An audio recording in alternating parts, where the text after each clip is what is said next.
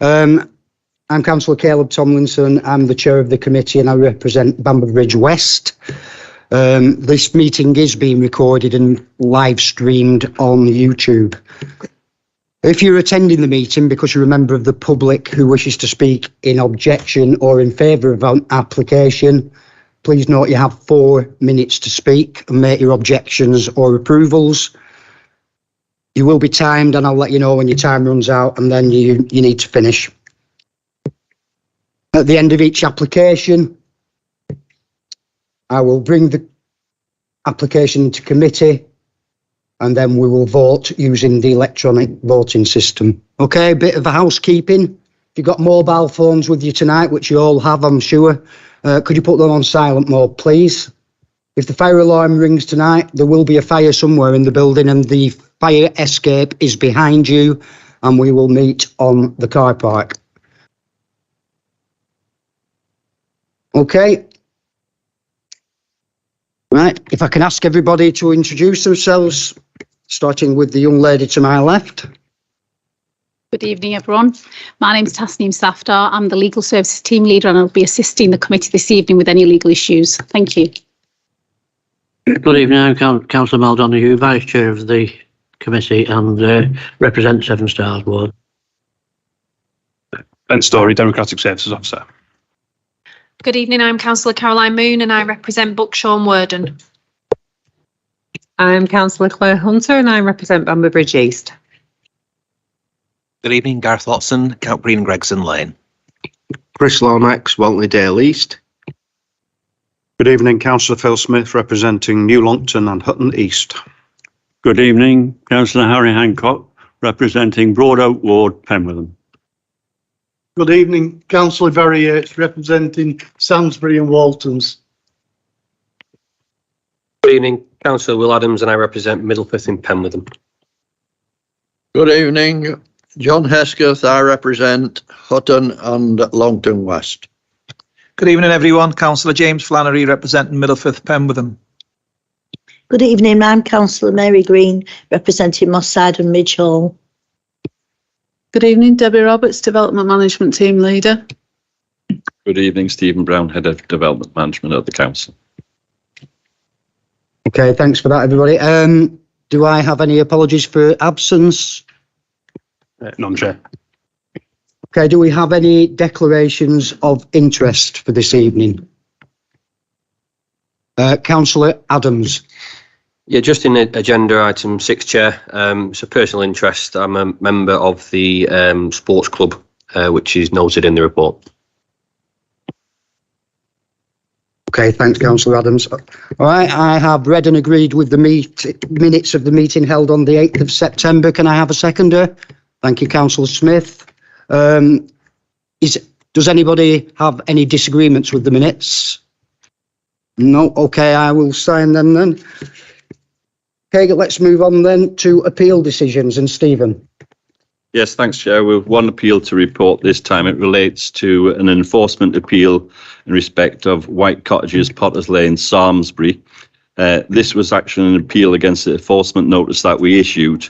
Number 1 White Cottages had erected a raised platform stroke balcony to a height of 1.35 metres, extending out over their rear yard, sort of garden area, which directly abutted the neighbour's yard. The inspector agreed with us that the raised platform does cause harm to the living conditions of number 2 White Cottages due to the overlooking and loss of privacy. So the inspector therefore dismissed the appeal. However, he did make an interesting decision where he gave the occupants a choice: either remove the decking as described in the enforcement notice, or for them to put up a boundary screen over and above the existing screen to provide that privacy barrier, which of course then takes away the ability for the neighbour to make any representation. So it's a slightly interesting decision in that sense, but he did agree with us in terms of the impact. Thank you, Chair. Okay, good news. Thanks, Stephen. All right, moving on to item number 6 tonight. The Sumpter Horse and Penwortham Mills, Penwortham. Debbie, if you'd like to introduce this item, please.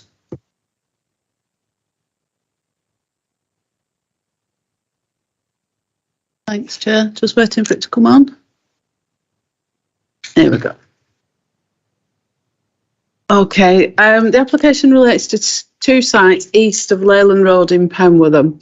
We've got the Sumpter Horse site, which is shown in orange, and with the Penwortham Mill site, which is shown in red.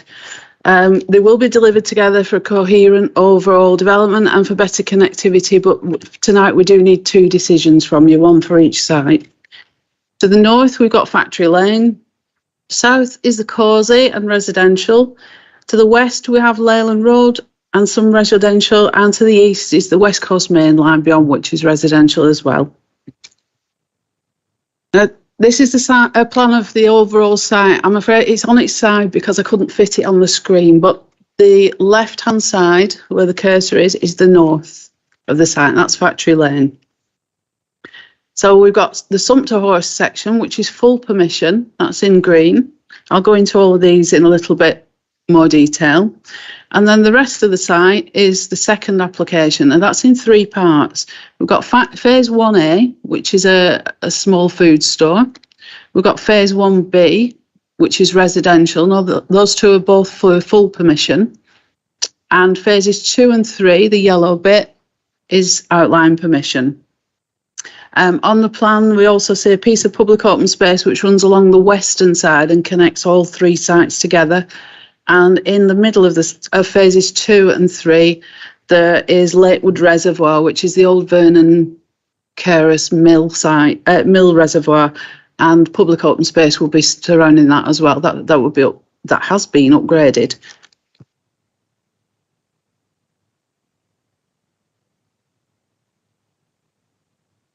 Okay. Site A, which is referred to on your report as Sumpter Horse. Now, this is an independent decision and it's for full planning permission. So the scheme is for demolition of a vacant public house and erection of 25 dwellings with access off Leyland Road, landscaping and car parking. It also includes a 20-space communal car park for the existing residents on Leyland Road. It's gone very loud all of a sudden. Cul-de-sac arrangement with 3 estate roads at right angles and pavements the full length of the scheme. And we've got off-road parking to adopted standard. Debbie, can I just pause just for a second? Councillor Smith. Yeah, thank you, Chair. I was just asking for it to be turned up. I think we're sort of sat on the edge of our seats here trying to sort of listen to it. And I'm sure the audience over here, which is just as important, will want to hear what's being said as well. Sorry, Councillor, it's definitely loud where I am. I can hear myself speaking 3 times. Right, unfortunately we can't, so thank you. That's all right. That's all right. Okay, we've got off-road parking to adopted standards, and there are 2 extra spaces in the northeast corner adjacent to this area, which will be public open space. This, as I pointed out earlier, this southwest corner is a communal car park. 6 complementary house types, all around the 60 to 70 square metre footprint, so they relate well in size to Leyland Road. It will be 100% affordable scheme. We have a policy requirement of 30%. This is 100%. And we have single, 2-storey, 2 and 3 bedroom terrace, semi-detached and detached properties. Now, the 25 units on this site include 8 2-bedroom apartments, of which 4 are ground floor, and 4 2-bed semi-detached bungalows. Each property with a private drive would have an electric vehicle charging point, and the communal spaces would have 10% of charging points. That's a standard policy requirement for all sites, regardless of its size. In-site landscaping, screening boundaries and public open space on the western side. This connects to the Penwortham Mills site adjacent, and I'll go into that a little bit further. This connecting land is safeguarded land, and it's safeguarded for future development. We think it's appropriate to include this chunk because it provides better connectivity with the Penwortham Mills site, a more accessible site. And if we do lose that disconnection, we will also lose some of the properties on the top of the site, the yellow ones and roughly the turning circle. In reality, if this site's reduced, it's likely to go down to less than the affordable housing requirement suggests. So we wouldn't get any affordable housing if it went to under 10, and we would also lose this car park, which is beneficial to the Leyland Road residents. that's why that and the connectivity is the reason why we've agreed to this safeguarded land being put in. Okay, so overall and subject to conditions, the Sumpter Horse section is policy compliant on the basis of the approval, which is 100% affordable housing. Just a few photographs. This is the Sumpter Horse as it stands. We've had some objection to its loss as a community asset, but in the strictest terms, it isn't a community asset. It's not on the register of community assets, and it hasn't traded since August 2017. There is an assumption that had it been a viable concern, it would have either been retained by the former owner or factored into this site and designed in somehow. Regardless, you can see the site's dishevelled and untidy, and it doesn't add anything to the prominent street scene. Okay, just some photographs. This is to the right of the Sumpter Horse. It's the southern access, and this is where the 20-space communal residence car park would be. And this is the access to the left of the Sumpter Horse. This will be a terrace of 4 properties, which would align with the terrace that are to the left of this picture. Okay, some of the sample house types, a mix of brick and sand coloured finish, reflects the predominantly terraced street scene of Leyland Road. Mix, as I said earlier, of bungalows, semi-detached dwellings and apartments and terraces. The apartments are semi-detached properties with apartments at first and ground floor rather than a block of flats type development. Okay, the second application, which is in 3 parts. The first part, which is phase 1A, is for a proposed food store, a Lidl store. It's in the north-east corner of the site, next to the reservoir, and it will be accessed from an internal road off phase 1B, which I'll show you in a minute. It would face its own internal car park, which faces south. There will be residential behind it, but it'd be buffered with landscaping, and the lower part of the store sits closest to the residential. Spatial separation is acceptable between the rear of the building and these residential properties. There'd be a plant room and delivery area on the right-hand side, the east, and the substation in this area. Appropriate fencing, acoustic, closeboard and palladium fencing, acoustic fencing all around the plant area and the delivery bay, and a brick wall with timber infill for the main access. The store itself would have a footprint of 32 metres by 107 with a monopitch roof to 5 metres at the back and 7 metres to the front. There's a flat roof section at the front also, which forms the building's frontage, and it'd be constructed in grey and white curtain wall, grey and white cladding, I beg your pardon, with curtain walling. Typical small food store that you see everywhere. 124 parking spaces, including parent and child, electric vehicle charging and mobility. In terms of hours, the applicant asks for 5 in the morning till 11 o'clock at night, 7 days a week. We have compromised at 7 in the morning till 10 at night, Monday to Saturday and bank holidays, and 10 in the morning till 7 on a Sunday. That compromise allows the store to work in line with its corporate practices and in line with other stores in the area, but it also protects the residential amenity by shortening the opening and delivery hours. Typically 3 vehicles a day. The layout of the car park can accommodate articulated vehicles to the point where they only need to reverse into the loading bay, and they will be fitted with white noise beepers, so it will be fairly quiet. And we've had a retail impact assessment. It's not required, but it does pass the relevant sequential testing. That's all in your report. Phase 1B of the site. Now this is full permission as well, and that's the purple section. Phase 1B was Lidl, the purple section is 1B.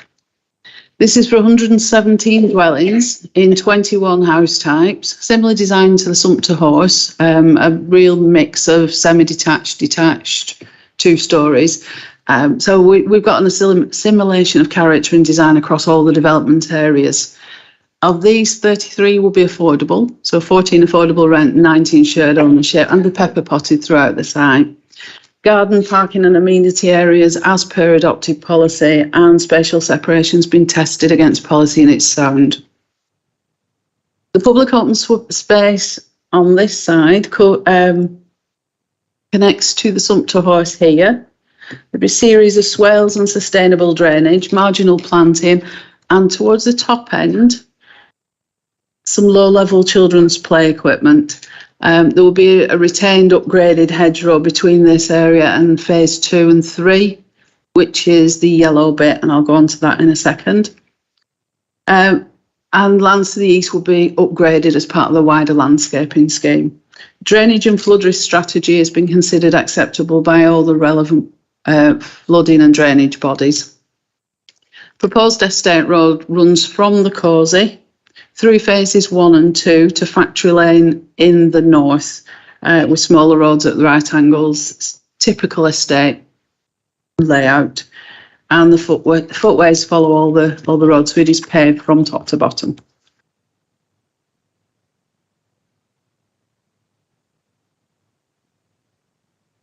Okay, phases 2 and 3. This is the yellow section. Now, this is for outline permission only. This is not full permission, just outline.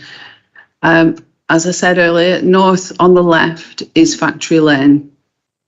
Indicative drawings show up to 181 dwellings, including 36 apartments, to the north of the reservoir. There is a typo on page 1, that's my fault. I've put 184, but it's actually 181 dwellings. The small section around here will be allocated for access to up to 40 dwellings. That's restricted because of the state of Factory Lane, so there wouldn't be an access route all the way through the site. And this is supported by Lancashire County Council Highways, and it's been previously tested at appeal. The scheme itself is subject to change. These are only indicative drawings, and if this is successful tonight, we'd end up with we'd have a reserved matters application that comes in with the fine print. Okay.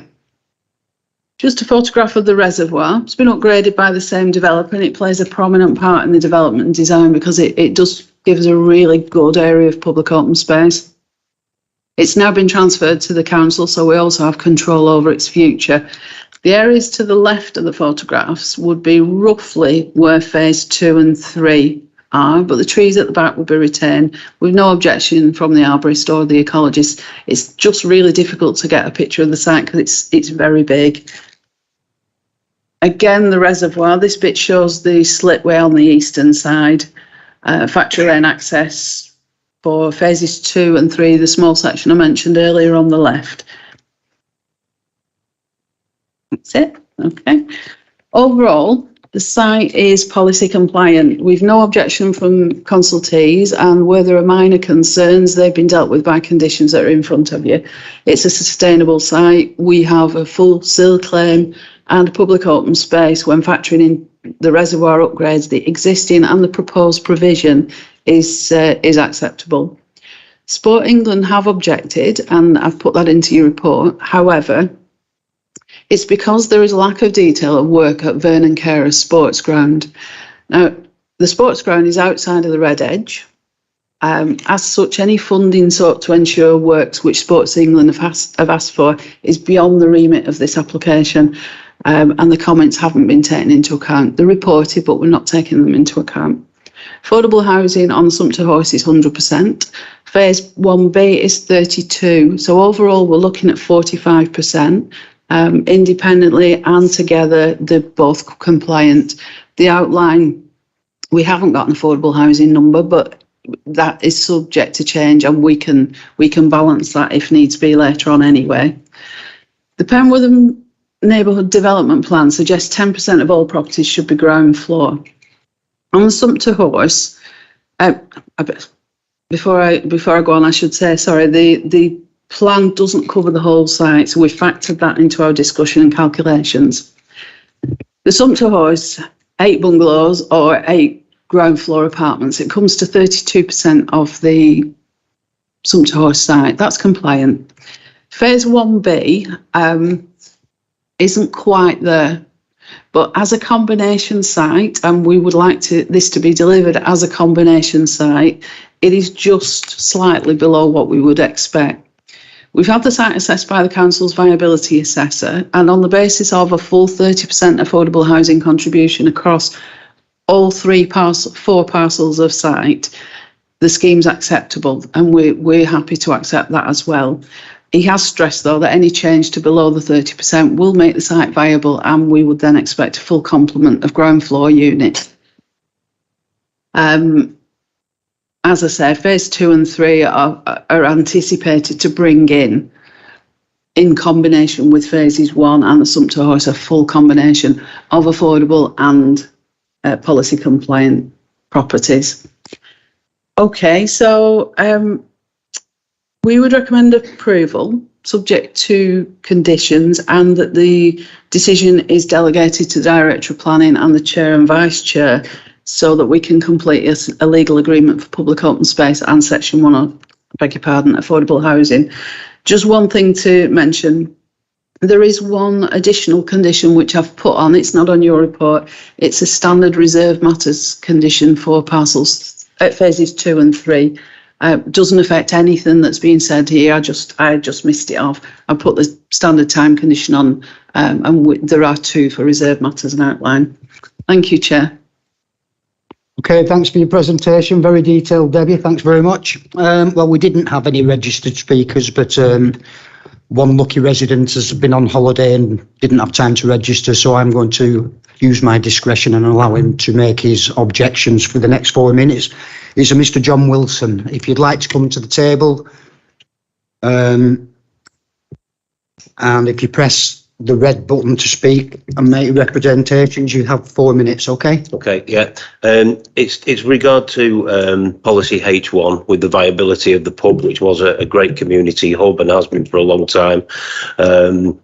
And I think the reason it was left was because the property went back into the hands of the bank, and that's why it closed down. But it was a great community pub, and it was well used for all sorts of meetings, funerals, and all sorts of stuff. So I disagree with that, and I think a viability study should have been done. I don't know if it has been done, but really it should be done to see if it is still a viable option. That was the main one that had. I think the other objection that I had was, I don't know if you're aware, but I can't make a decision in my job unless I'm fully aware of all the facts. There's a lot of information gone missing from this planning application. South Ribble Council IT department upgraded their IT. There was over 200 documents to do with this planning application. There's now only 101. And I had to put in an official complaint to get my objection put back on the site. So there's a lot of information missing from this application from the initial start to finish. So I don't see how a decision can be made when we've not got all the information available in front of us. That's it. Thank you very much. Okay, thanks, Mr. Wilson. Debbie, do you want to make any comments on that? Yeah, I can come back. I don't know if the viability assessment was done by the developer on the pub, but policy H1 does support retention of facilities such as this, but it does allow for us to change the use or to lose them under specific circumstances. And we've assessed this pub against this, but regardless, by leaving that pub on Leyland Road, it's doing nothing at all for the character and appearance of Leyland Road. And on balance, we feel it's better to lose it and have something tidier than have an empty pub that they have to work around. I don't know the reasoning why it was shut. That's not something I need to be involved in. Separately on the missing IT, yes, there was an IT issue, and yes, we had a lot of information on the system. However, 2 things. I know that the final and full set of plans that are on your reports today are online because I've been working on them online. The old ones, this scheme's been in with us for 3 years now, and it's changed dramatically since that time. And yes, maybe things are missing. I'm not saying they all are, but maybe things are missing. But they are the old plans. The ones that I've worked on and the ones that you have before you are all online and have been fully consulted. And secondly, we have had a bit of an issue with redacting representation. The public access system that we use is a government issue system, and what we couldn't do was redact signatures and phone numbers. We're struggling with that, and our IT department are working through it. But for data protection, we had to stop putting representation online for a while. However, I have paper copies at home in my office of every letter of representation. So nothing has been missed. You may not be able to see all of them, and there is a reason for that, and it's beyond our control. But I have got paper copies, and everyone that's come in has been logged on our system and has been checked. It's in your report. Thank you, Chair. Okay, thanks very much for that, Debbie. Okay, we don't have any ward members wishing to speak on this application.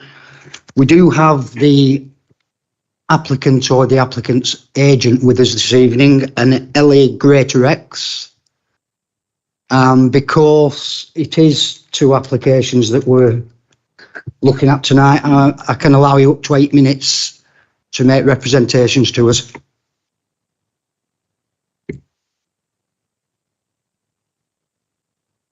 Good evening, I'm Ellie Greatrex, the Senior Commercial Manager working on the Penwortham Mills site and the Sumpter Horse Pub site for Trafford Housing Trust. Trafford Housing Trust is a charitable organisation and a registered provider of social housing. We pride ourselves on being a forward-thinking developing RP, and our delivery model is to maximise affordable housing on developments with the support of grant funding whilst creating diverse, mixed and well-balanced communities. We are committed to working with the council, having already paid £500,000 endowment when the reservoir was transferred to their ownership from Leyland. This secured an area of open space that will be a huge benefit to local residents. We're further committed to positive social impact through our development with our dedicated social value, schools and education teams working with the local authority during construction and beyond to enable this. We have a charitable foundation that invests £2 million yearly locally, funding activities, services and projects. The Penwortham Mills site and the Sumpter Horse Pub development would allow and encourage residents of Penwortham to utilise this funding. The proposed development is within residential allocation H as referenced within the South Ribble local plan. The realisation of these developments would contribute towards meeting the housing needs in the borough and the wider objectives of the development plan. The site has previously been considered acceptable for residential development through previous planning permission secured by appeal to Bovis Homes. However, our proposed development delivers significantly more planning and regeneration benefits.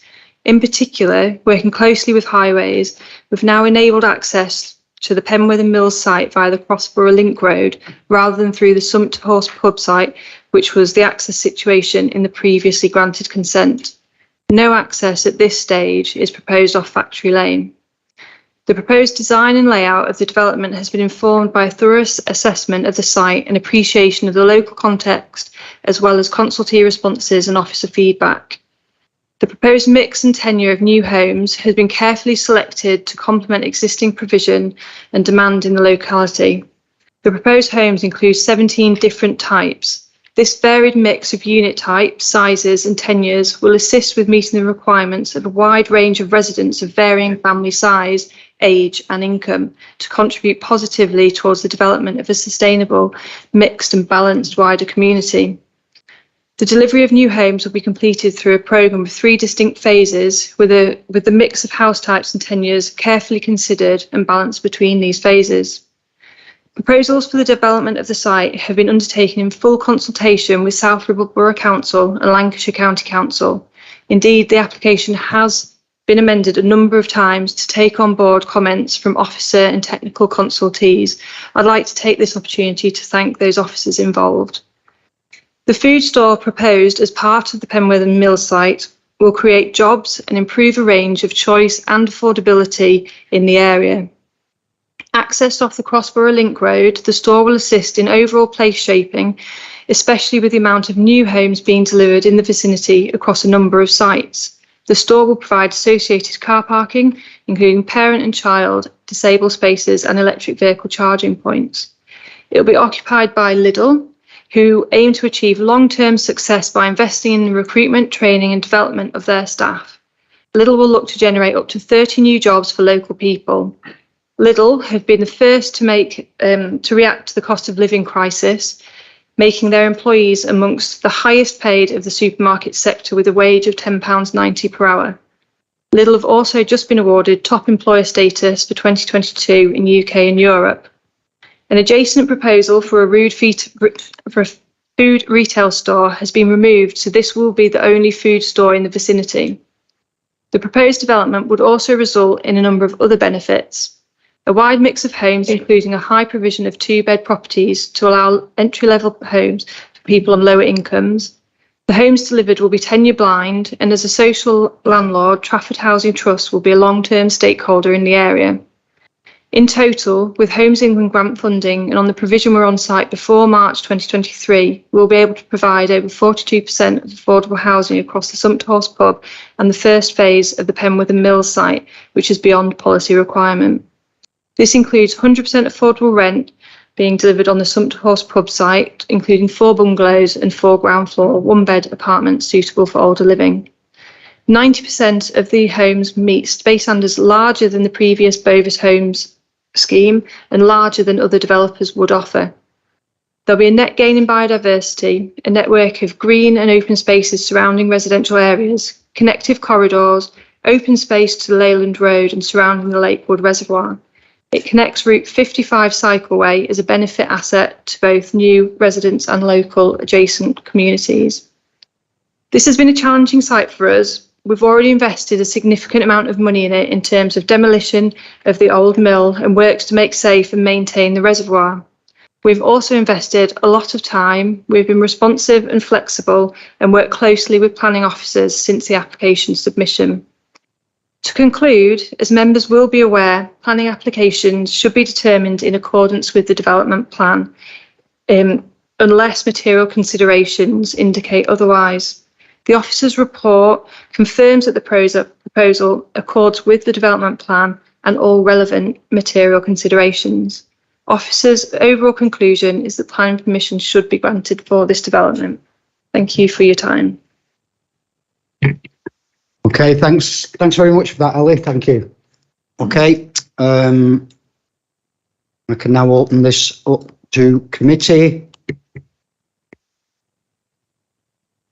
Councillor Flannery. Thanks, Chair. Well, first of all, Debbie, thank you. Very comprehensive report as always. And I'm aware of some of the work which has gone into this. And as Ellie's just said, is that okay? Can you get a bit of feedback, Ben?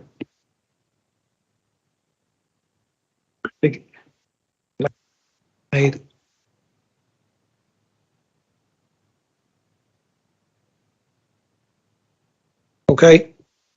Thanks, Ben. Yeah, that's better. Yeah, thank you. And as Ellie said there, Trafford Housing Trust, I've been working very closely with the officers to provide and present tonight a very comprehensive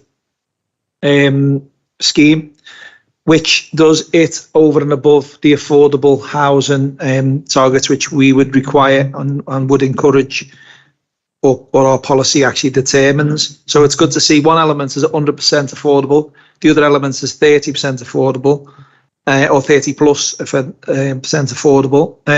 There's no doubt about it, this area does need development, and quite clearly this scheme looks viable, and the topography in that area is not great. There's a lot of undulation, so I know that costs a lot. There's a lot more work which has to go into a scheme like this. And I think obviously the applicants has considered and done that. I've just got a couple of questions, because I'm endorsing this tonight. One of the questions is, I'm surprised that there's no education contribution from LCC here because of the scale of what's being done.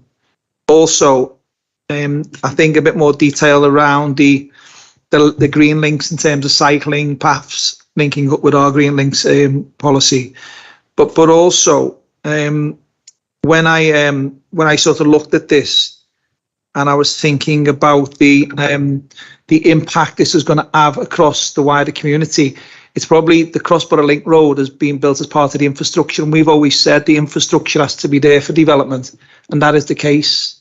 So well done for a good plan all round in that context. But Debbie, can someone just confirm, because in the report it mentions in the application access via factory lane, which could cause an issue in terms of infrastructure. But Ellie's just said now that there isn't any plan to access or egress via factory lane. So well done, and I would like to propose approval. Thank you. Okay, thanks, Councillor Flannery. Debbie, could you confirm that it is not going to be accessed from factory lane for Councillor Flannery? Sort of. This scheme before you has outline application for the yellow bit. On that, potentially, there may be factory lane access for only up to 40 dwellings, but the plans in before you on that yellow section are indicative. This is subject to change, so it's a hybrid scheme. Part of it is full, and you've got the detail. The other half of it is just an indicative layout that is subject to change. What has been agreed and tested at appeal, not agreed by us, agreed with Lancashire County Council and tested at appeal in the past, is that potentially up to 40 properties could come off there. There is a railway bridge that it's not wide enough, and we don't want it to become a rat run. So on this scheme, there is no access off factory lane because we're not determining that. But potentially, when the reserve matters comes on, there could be a 40 unit access. But that's all. All right. Does that explain it? Was that as clear as mud to you as well? No, it's a good effort. So thanks, Debbie. The only thing is that it must be a typo, because in the actual text here it says full plan of permission for phased development comprising the erection of the retail store Class E with associated access, car parking, electric substation, relocation, landscaping and servicing of the delivery areas, the erection of 120 dwellings and associated access off the Crossborough Link Road and Factory Lane in the first part. That's my fault. And the agent, Mr. Wenham, emailed me yesterday about it. I beg your pardon, it's not my fault. We've had this on the books for 3 years. That's our fault. Yes, that factory lane bit should be taken out, and it has been taken out on our system. But it's been accounted for as a potential, but it's not there on this scheme at the moment. Right, looking at the other points. Cycle path, I'm sure I mentioned it in my speech. They are proposed as part of phases 2 and 3, which are the outline. We just don't know the detail yet. Surgeries and schools. The Care Quality Commission didn't ask us about surgeries. Didn't comment. We've chased them many times and they've not asked us. But they tend to be, as with the Education Authority, they tend to be reactive rather than proactive. And I think we've said this before in training. They tend to wait until there are patients and pupils before they build schools. But the Education Authority haven't asked for money, and even if we have it, they won't spend it. They don't want it, and because of that, it doesn't pass our reasonable and necessary test that we have to get over that bar for conditions. So they don't want it. We can't ask for it. Sorry about that. Councillor Adams. Thank you, Chair. I think that last comment will probably infuriate the residents from Penwortham in terms of having the capacity for schools and certainly GP places. So, but anyway, I'll move on. I think I'll split it into a few different things. I think the Sumpter horse site, I agree with the gentleman who spoke before. I've spent a lot of time in the Sumpter horse in my younger years, and a lot of good times, and it was a heartbeat of a community, and it's been kind of left to die, to be honest, and that is a shame. But I do agree with Debbie in terms of how we manage that in the future. I wish it could have been different, but here we are. I think the Sumpter horse site, I think, is a good one. I think with the 100% affordable housing, the different types of housing, particularly the bungalows, will be welcomed in the area. And I think the communal parking as well is a big plus for the residents on Leyland Road. I know there's been quite a few issues in terms of parking there, so that will be very much welcomed by them. In terms of the second stage of the site with the Lidl and the other housing, I think is also positive. I think residents will welcome the Lidl. I know that there's been quite a lot of issues in terms of local amenities around there, so that will be welcome.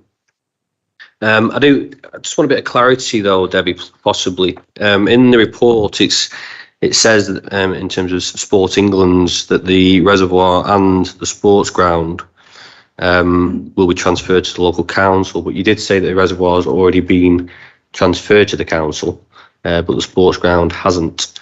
Can we just get clarity on which it is, please?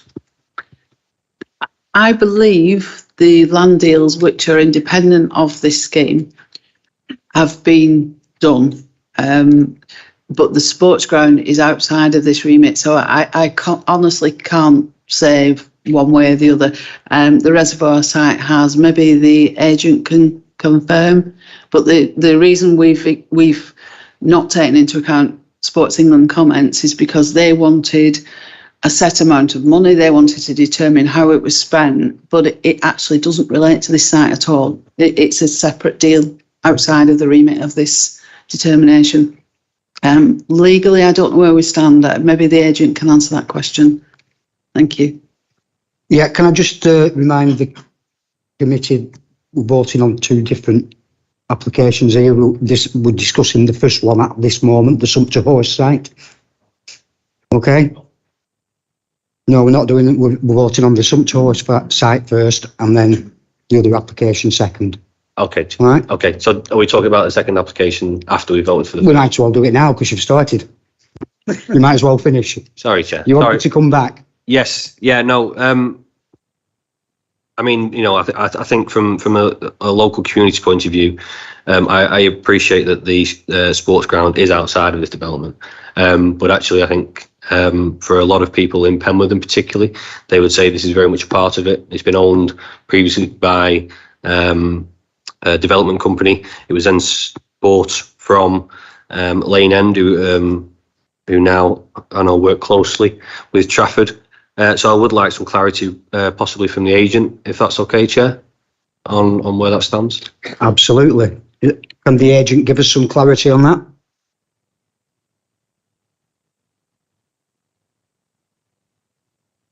I didn't hear a word of that, but did you hear that, Councillor Adams?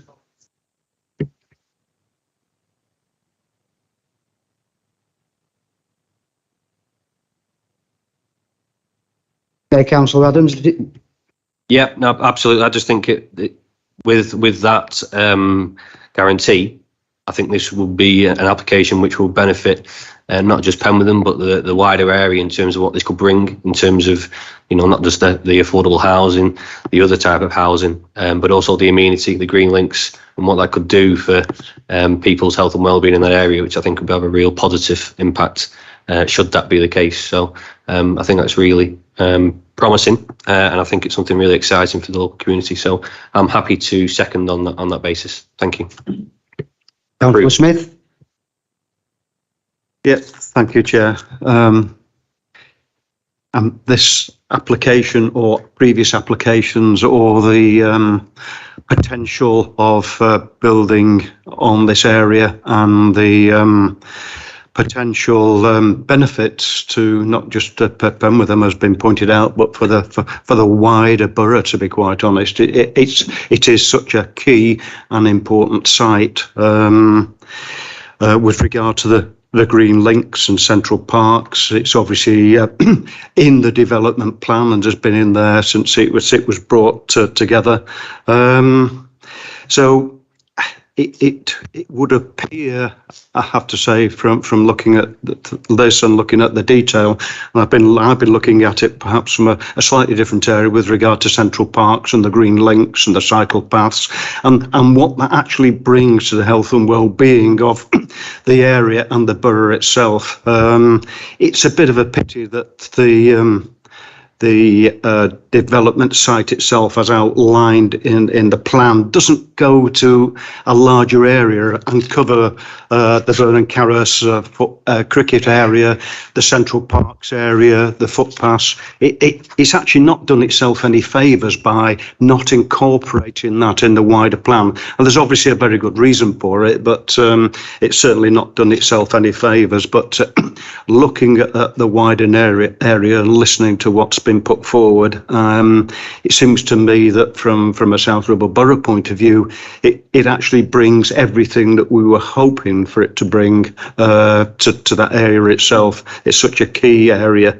And with regard to the Sumpter horse, of course, that it could have been a lot worse, and whilst I'm sure the Sumpter horse itself was part of the community, and I know firsthand that it really was, that Sumpter horse was bought by the developer to knock down and to be the main access and the only access to the whole of that area. So there had been 500 houses accessed out of there onto Leyland Lane. And there was a big, long argument, and the planning inspector and county council, highways and the whole thing involved in all that. And to be quite honest, I think it has been sorted out in a way that actually benefits the area hugely. I think it could be a lot worse for Leyland Lane and the residents down there. It could have been a huge amount worse. To me, I'm fully supportive of it, Chair, because I do believe that it actually brings everything that we were hoping it was going to bring for all those years prior to the Crossborough Link Road being built and all the various other arguments that were going on with that. It actually brings everything together. So I would be fully supportive of it, Chair. Thank you. Okay, thanks, Councillor Smith. Not wishing to be a pedant, it's Leyland Road. Leyland Lane's down here. Do we have anybody else wishing to speak? This is item 1, don't forget, on the application. No other proposals? Okay. Can we go to the electronic vote then, please? This is for approval of the Sumpter horse site, which is application 1 on this application that we're taking together. Through you, Chair. Sorry, that is subject to a Section 106 agreement, which will be delegated to Chair and Sub-Chair in consultation with the Director of Housing and Development. How remiss of me. Thank you, Chair. Okay, if we can.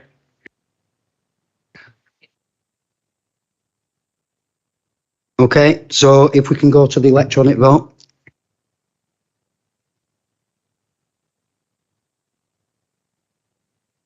It's as if you can give us the outcome of that. Thank you, Chair. So members have decided to approve the application, subject to obviously that delegation to the Chair, Director of Planning and Housing in consultation with Chair and Vice Chair of the Planning Committee upon successful completion of a legal agreement to secure public open space and affordable housing. Thank you, Chair.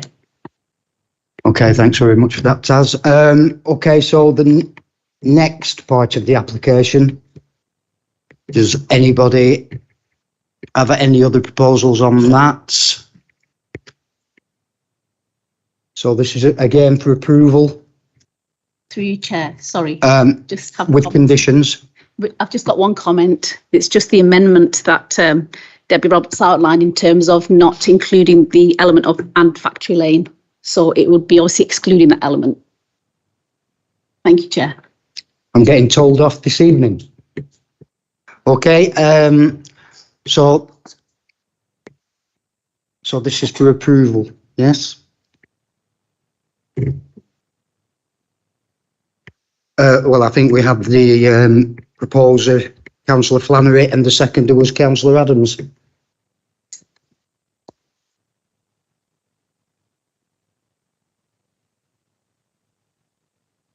Through you, Chair. I think they need to propose and second again.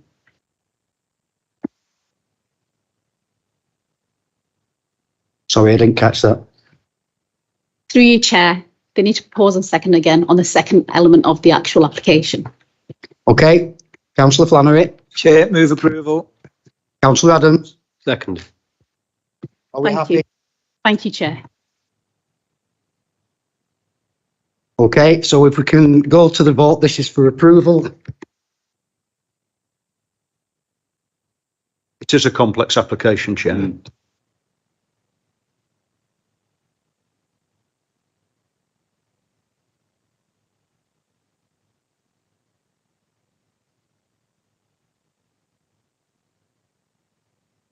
There it has. You've even confused Councillor Hesketh on this one.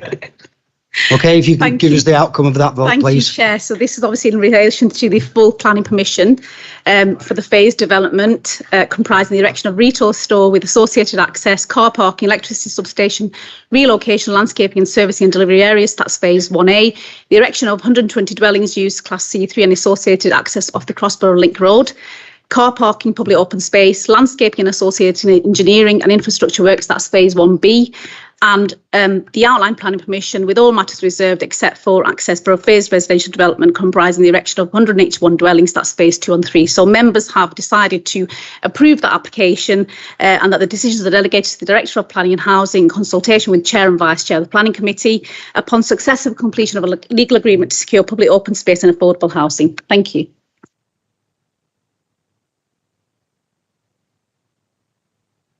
All right, thanks for that, Taz.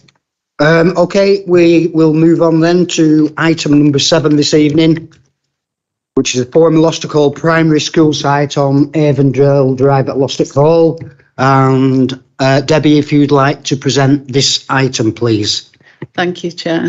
As you say, it's the former Lostock Hall primary school site, Avondale Drive in Lostock Hall, 1.5 hectares, bound on all sides by primarily residential. On the west, we've got Avondale Drive, existing and proposed access. We've got St James Church and Community Centre in the southwest corner and semi-mature trees on the boundary, but none are protected. In the north, we've got dense planting that looks like a woodland, but it appears to be the rear of gardens on Brown Edge Road, and it screens Brown Edge Road. I'm sorry I'm not more definite about that. I couldn't get in. It's an orchard, is it? I beg your pardon. I couldn't get in. It's all fenced off and it was quite difficult to work out what it was. And on the east and southern sides, we've got Moss Lane, Moss and Wilkinson Street. The site's open at the moment. The former school that's on this aerial view has been demolished in the last maybe 12 months, but it's secured by the old school fencing.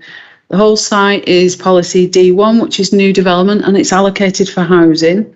There are no public rights of way or protected trees on or around the site edges, and it's in flood zone 1, so it's least likely to flood, and it's within 100 metres of Tidygate's air quality management area.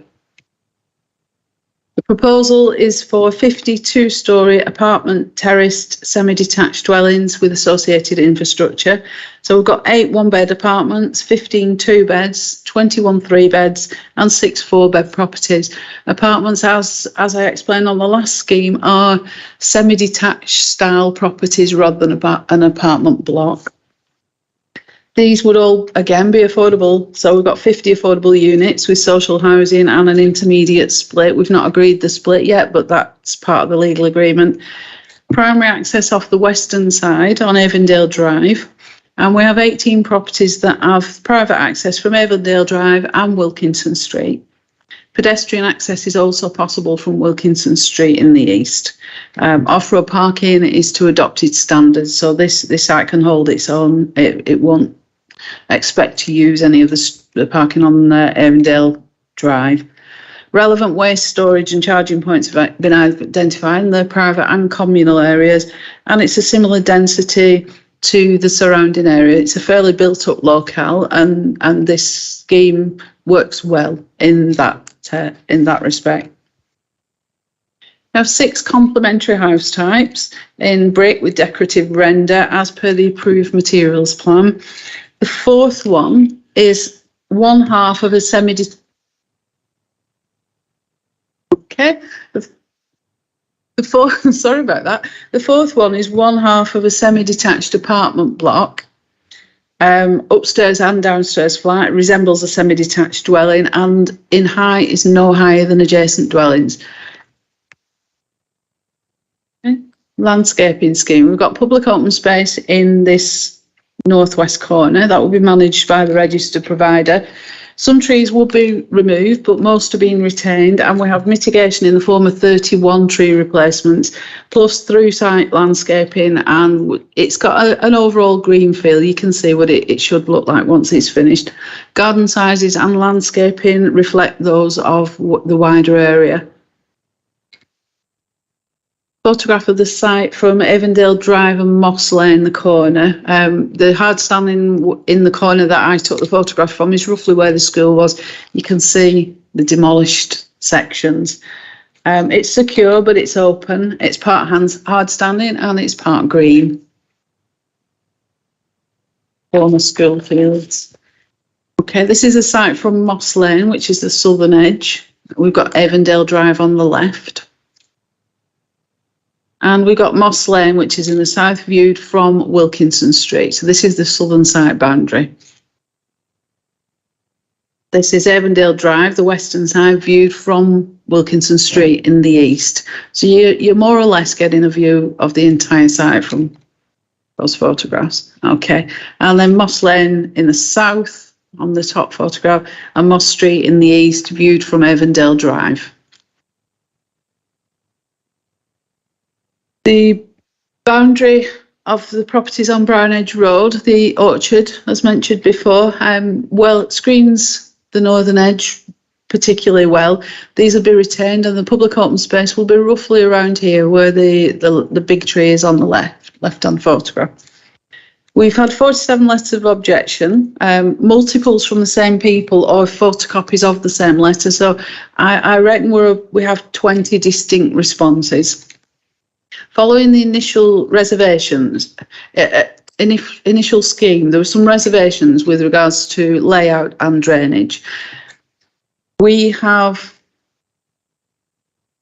requested an amended plan, and that's on the back of discussions with Lancashire County Council, Highways, the local lead flood authority and United Utilities, who I believe have been to site and done some site investigation as well. The scheme before you is one that all three are happy with. It's policy compliant as far as we're concerned, subject to conditions, and there are conditions which we've asked for the finer detail and for compliance with those details. But overall, we think the design of the scheme respects the character of the area. It's an allocated site, so it's policy compliant, and from a design perspective, we're comfortable with what's been put forward. In terms of drainage, the three statutory bodies, the Environment Agency have checked the flood risk assessment. They've not commented, and they don't comment if they've nothing to say. They only ever do if they have something that needs saying. Local lead flood authority, as I say, they've checked the latest scheme, they've checked the latest flood risk assessment, and they found it acceptable. They confirmed yesterday that it still meets the newly adopted DEFRA technical standards, which are August this year. So it's bang up to date. And United Utilities staff visited and noted the problems with an existing drainage scheme. Remember, this scheme isn't there to solve problems, it's there not to make it any worse.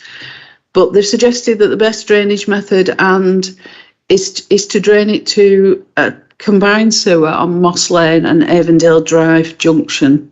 So it will be going westwards away from the property in the east, which admittedly have flooded in the past. I don't know enough about what they found under there, but I believe they found some issues which had caused a problem to properties on Wilkinson Street and Moss Street, and this should try and alleviate some of it by directing drainage water to the western side. The original recommendation on your report was subject to UU's final written response. We had the verbal agreement and a brief note, but we didn't have the full comment. I've put an update sheet with you. It changes the recommendation very slightly, just takes off a few words on the end, but the recommendation itself is that we would go with approval for conditions, decisions delegated to Director of Planning and Chair and Vice upon completion of a legal agreement to secure public open space and on-site affordable housing. Thank you, Chair. Okay, thanks, Debbie. Thanks for a very detailed report as usual. Right, I do have some members of the public registered to speak. Not as many as I thought, but obviously members of the public are quite cynical about these planning committees, and a lot of them don't think it's worth the while speaking up. So we have a Mr. Paul Nagel. Good evening, Paul. If you press the speak button, you have 4 minutes to make your representations, okay? Cheers. Hi, my name's Paul Nagel. I live in Maryland Avenue, and I'm here to object based on our fear that the development is going to overwhelm an existing drain and increase the likelihood of flooded. The system is already overstretched and it's failed in the past. So it makes no sense to me to connect new houses to it, and 50 new houses just seems excessive. No matter what entry point you choose, it's a big connected system. So you connect something at one end of it, there's a problem, it affects everything. I've also got a point about the brownfield greenfield status. The latest document, revised drainage 21.9 appendix 8 section 1, it states that this is a greenfield site wholly undeveloped. Now that's quite a surprise, because we were told at the outset it was designated a brownfield and therefore has to be built on or will be built on. So I'd like to know at some point, which is it? It's quite an important distinction. Historically, 2015 saw our worst incident so far. You might have seen some of the pictures, but it doesn't really tell the full story of being there and trying to bail out your house, basically, and the whole neighbourhood pitching in and carting water up the street and so on. It was a nightmare. And some of it did enter people's houses. And the situation was made worse because there was a runoff from the Wilkinson Street drain, which was also overwhelmed. And the water came down our street and joined the water that was gathering at the end of Maryland Avenue. We did get a response from the LCC flood risk engineer, who admitted, and I can quote this, there's a capacity issue the result of cumulative impact from new developments in the area over the course of decades. And his letter ended by asking us to be patient. Well, we've been patient for quite a number of years, but there have been more examples since. And the most recent was in February this year. Now, the rain eased on that occasion and, we were spared it, but it was pure luck. And it's always the case that when we get heavy rain, we start watching the drain, we start seeing the rising water, and we worry if this time it's going to come into our house. So the idea of adding load to this system, it just seems ludicrous to me. It's so close to disaster already. To add anything to it at all would just be, well, crazy. Now, I've read the various strategy documents of the change and adapt to learning the area. They paint a complex picture of water routing and direction, and I see the latest version finds it acceptable to discharge 8.3 litres per second of surface water from the site. Now, that's a lot of extra water potentially heading down towards us. And I think the risk of failure for this very complex system is just too great, because it's only got to fail once. The water finds its lowest point, and regardless of arrows on a chart or a plan, it's going to continue heading downwards towards us. Even if it starts out in one particular direction, it will find the lowest point. Now, we moved to this area in the late 80s, and we immediately learnt how shallow and inadequate and narrow the drains are. And, it wasn't something we found out in advance, it's something we had to deal with. And I rod the drains personally every week to try and keep on top of it. We have a combined drain, which is the rainwater and sewage, and it all goes down the street and joins everything else. There aren't any separate, wastewater and runoff water. So I guess my hope for this is that something positive might come out of it, because hopefully our issues are now more in the open than they were. Maybe the drains are going to be modernised, and maybe some of the money from selling the site can be used, because obviously that was a public asset, that school and field.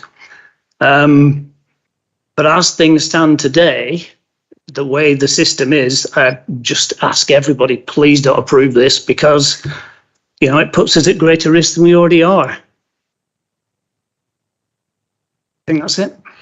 Okay, thanks very much, Paul. You've just run over your 4 minutes, but thanks very much for your presentation. Thank you. Cheers. I did practice. I tried my best. It's all right. No, thank you.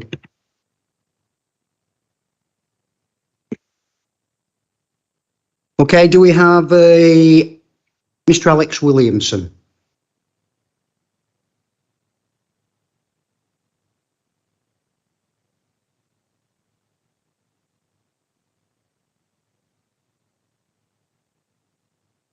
I'm Mr. Williamson and I live in Wilkinson Street.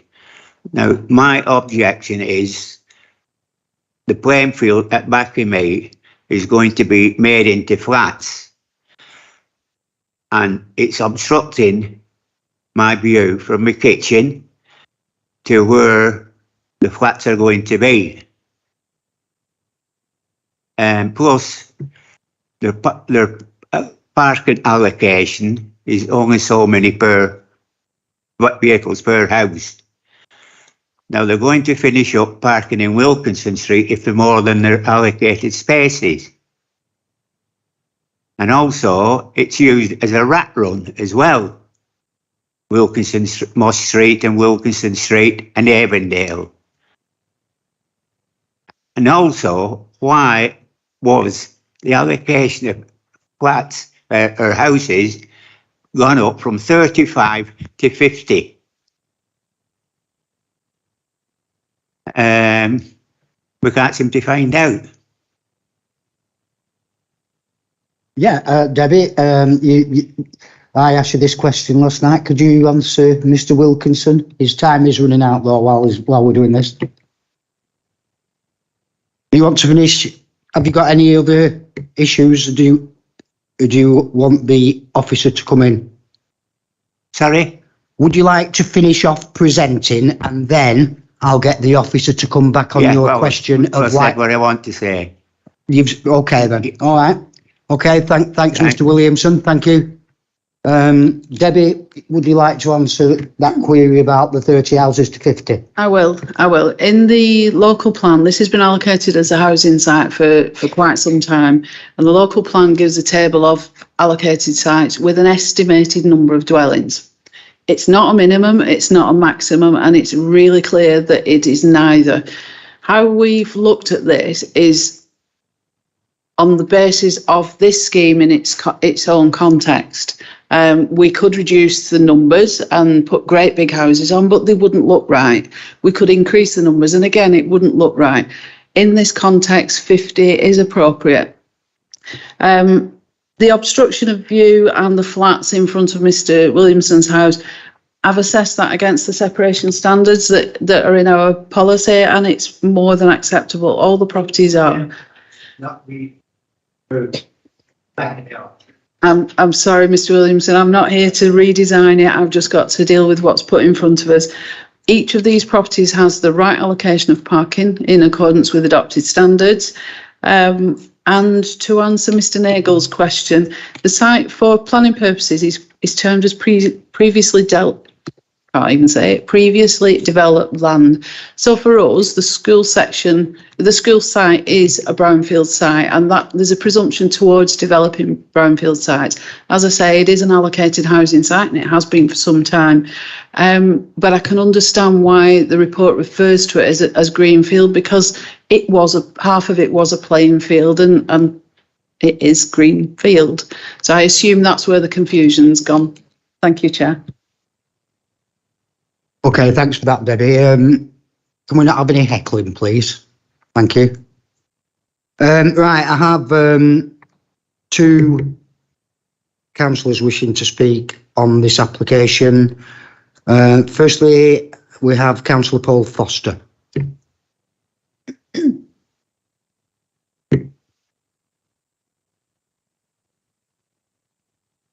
Thanks, Chair, and good evening, colleagues. It's not often as leader of the council I come and speak to you at planning, but in this respect I have some significant concerns around flooding. Personally, when I assumed leadership of this council about 3.5 years ago, I was taken down to High Waltham, the new development down there. that development was a brand new development. Significant flooding was taking place in those houses that had been approved by this committee on the back of advice from the lead local flood authority. I can tell you now that those houses still flood and the issues haven't been resolved. And this is young people who spent all their savings buying properties who are having floods up to my knees during periods of significant rainfall. And the reason I say that is that the lead local flood authority, LLFA, is vastly under-resourced. And so they're not able to undertake their duties correctly. And I evidence that by the fact that the report you have in front of you that's within the report from the LLFA makes no reference to the historic flooding issues that this site has suffered from chronically. I think all members of the committee will have seen in the LEP and other articles the canoe, the local residents around Avondale Drive in a canoe when it floods. So where's the reference to those issues and the problems that we've got with the sewers within the report? I don't like sitting here and going against officers' recommendations, but I'd like to point out to the committee the officers can only make their recommendations based on the statutory consultee responses that they get. And I argue that the LFFA haven't responded appropriately here. I've seen photographs in the last week from properties around Avondale where they have to put waterproof membranes under the joists in the ground floor because the flooding is still that chronic because of the wholly inadequate surface water combined sewers that are in place. And it is that bad at times. And Debbie said at the beginning that it's a flood zone 1, unlikely to flood. We already know that that's just not the case. And that, therefore, is justifiable for the committee to question the data that the LFA and others are putting forward to you, because it might be flood zone 1, colleagues, but it floods. It clearly floods. In para 6.1 of the report in front of you from the officers, United Utilities do state there is insufficient information ongoing on the site. Ingestion, there isn't insufficient information. That's what it says. Para 7.336 states infiltration is not a viable option due to unsuitable ground conditions. So therefore, I say to you that this, therefore, if it can't ingest into the ground, it must therefore discharge into the public sewer network, which is already proven to be inappropriate of capacity and design. It's clear that whatever modelling somebody does behind a computer chair, this development is going to add to an already chronic situation. It cannot help it. And the reason the development cannot help it is because it's discharging into a sewer network that is having no additional capacity installed. So common sense tells you, colleagues, it's going to make matters worse. I therefore, respectfully, Chair, request you refuse this application, as the applicant has failed to ensure satisfactory, sustainable drainage facilities are provided to serve the site in accordance with paragraphs 167 and 169 of the National Plan and Policy Framework, Planning Practice Guidance and DEFRA Technical Standards for sustainable drainage systems, as the existing surface water sewer is of an unacceptable capacity due to the cumulative impact of previous developments. I'll take you finally, Chair, if I may, because I'm trying to be quick. I know I'm only allowed to speak for 4 minutes. 9.5, paragraph 9.5 of the report that officers have put forward to you says, members are asked to consider the value of retaining this previously developed school site, which is now fairly untidy, against the implications and benefits of developing the site for residential purposes. I'd then add another statement onto the end of that, and severely adding to already significant flooding issues locally. All the residents that we've spoken to, Chair, would much rather see some long grass on the school fields than half a metre of flooding in the front room. As I say, I am absolutely, Chair, of the view that if this committee did refuse this application and it was subsequently appealed, that if this council, on behalf of its residents, undertook a detailed drainage and flood survey ourselves by independent consultants, they would support everything I've just said. And I thank you all for your time. Thank you. Okay, thanks, Councillor Foster. We have next Councillor Jackie Mort.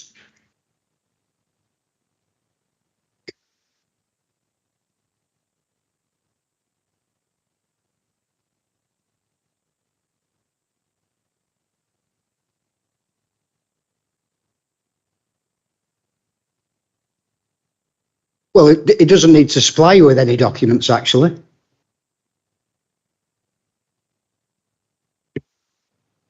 Being rowdy tonight, aren't we? Councillor Mort. Good evening, Chair. Good evening, members. I'm speaking tonight in support of Lostock Hall residents, particularly those living in close vicinity to Avondale Drive. As a council, we are all concerned about biodiversity. We adopted a biodiversity strategy at full council in July this year, and this includes flooding and air quality. This development site may be classed as within flood zone 1, but neighbouring properties in Maureen Avenue and Marilyn Avenue, both accessed from Wilkinson Street, are well known to be susceptible to flooding. I accept that there have been recent works on sewers and proposals put in place to collect and manage surface water, and I thank the developer for that. But is it enough to protect the properties on the edge of that development? Air quality. There is already an air quality management zone in Lostock Hall at the corner of Brownage Road and Leyland Road, very close to this site, and it has some of the worst air quality in the borough. Potentially, another 50 properties could increase traffic levels by 100 cars, all emitting carbon dioxide, the major contributor to climate change, and a damaging impact on the health of people, animals and vegetation. Vehicles tend to emit more pollution during the first few miles of their journey when the engines are warming up. And then if they were to sit in the traffic or at the traffic lights on Brownage Road, engines idling, the pollution would multiply. This is a huge worry to our local community. We are aware that as suitable brownfield land, and that's questionable, I believe now, the old school site will be built on, but we disagree with the number of properties proposed for that site. With the loss of our green space, there is also concern for the quality of life. With the loss of the playing field, children have nowhere to play and no outdoor sports space. A previous proposal for this land was a site of 30 plots with parking, but keeping the playing field in situ. And our children still had somewhere to play and somewhere to access sports activities. I'm sure this will be debated, members, putting our local community as a priority. Thank you. Okay, thank you, Councillor Mort. Thanks very much for your presentation. Okay, we now have the agents. Sarah Jones wishing to address committee.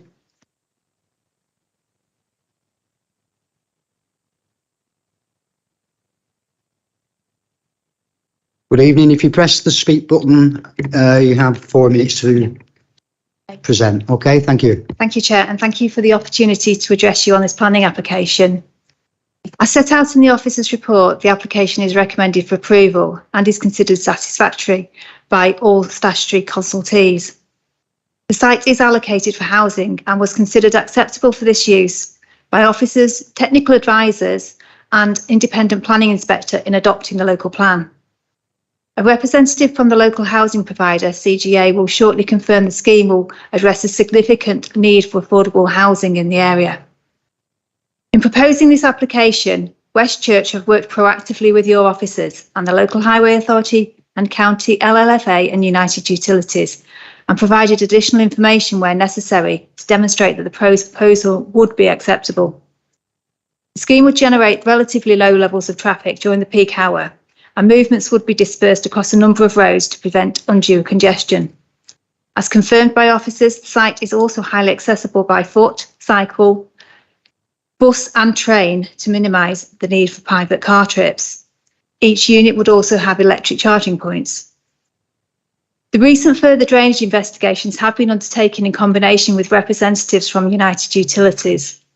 This has included on-site review and CCTV drain surveys and has confirmed that the combined sewer in Moss Lane could be used for both surface and foul water discharge from the site, as was the case for the school use. The scheme would therefore utilise the infrastructure to the west of the site and take drainage away to the west, so away from the roads to the east and the southeast, which, as you've heard, and we are aware, have experienced previous issues. The scheme would fully provide for its own on-site surface water requirements to address rainfall events. Drains throughout the site and the housing area would collect water and enable it to be held on site in below ground, oversized pipes and cellular blocks. It would then be slowly discharged towards Moss Lane at the west of the site at the agreed outflow level of 8.3 litres a second. This would be a reduction of at least 75% to what the school outflow rate was. That is quite significant. And it would also leave a greater level of flow reduction for higher intensity, less frequent rainstores. This form of attenuation is a well-used method on housing sites. The on-site drainage system, storage capacity and the control of the site outflow would therefore provide significant betterment to the area and the residents than currently exists, enabling the capacity to be maintained in the wider drainage network during rainfall events. Both the LLFA and United Utilities have confirmed this is an acceptable solution, and the proposed planning conditions would enable the detailed design and construction phase of the site development to progress in line with the agreed drainage position. Westchurch has sought to provide a high-quality scheme that reflects the scale and nature of the surrounding residential area, as you have seen in the visuals that were shown by your officer. It incorporates open space, retains main trees and provides replacement trees and landscaping, and can assimilate with the adjacent uses via boundary treatments. The scheme would also make a significant financial contribution of £88,000 to the provision and maintenance of playing pitches in the area and to the new Central Park. The scheme is in accordance with the development plan and in accordance with national policy requirements, so planning permission should therefore be granted unless material considerations indicate otherwise. There were no such considerations and no such technical objections.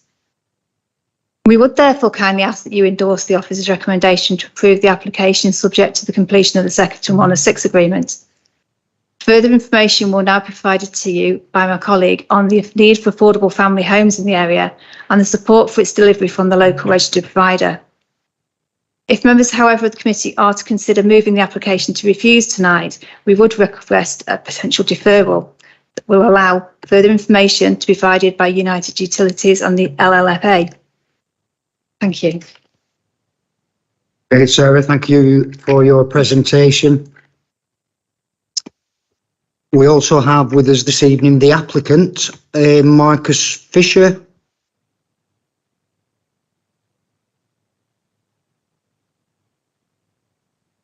Good evening. If you just press the red speak button, that's the one.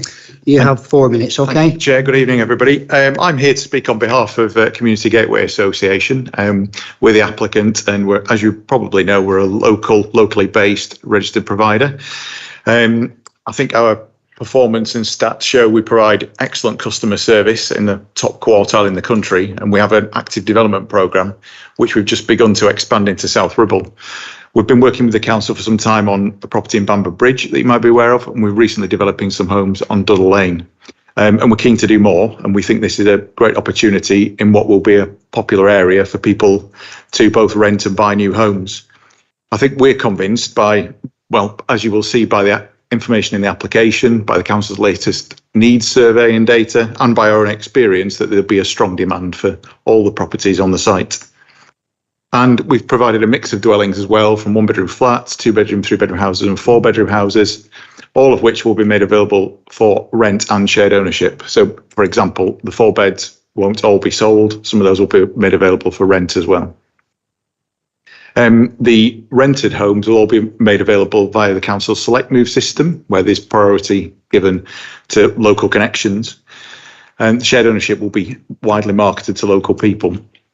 It's not the first development we've done with Westchurch. We've done a number, and we're pleased with both the quality and appearance and the way they've been received by residents.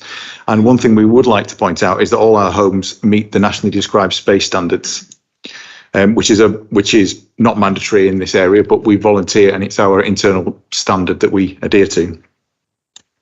So in summary, we believe it's a great opportunity to provide some affordable housing in the area. It's a 100% affordable housing scheme. We look forward to getting started, and we recommend you to approve the scheme.